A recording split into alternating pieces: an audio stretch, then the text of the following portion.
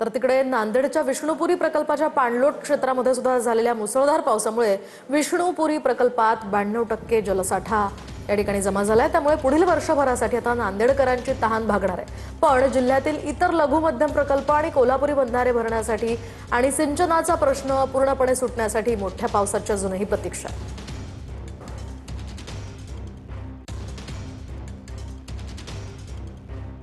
नांदेडकरांची तहान भागवणाऱ्या डॉक्टर शंकरराव चव्हाण विष्णुपुरी प्रकल्पामध्ये 2 दिवस झालेल्या पावसानंतर 92% एवढा जलसाठा झाला आहे।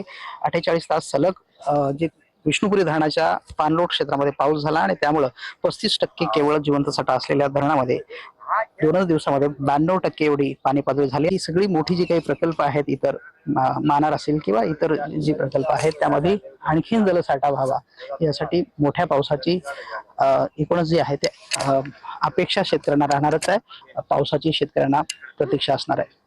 व्हिडिओ जर्नलिस्ट गणेश सह गजानन देशमुख, TV9 मराठी, विष्णुपुरी।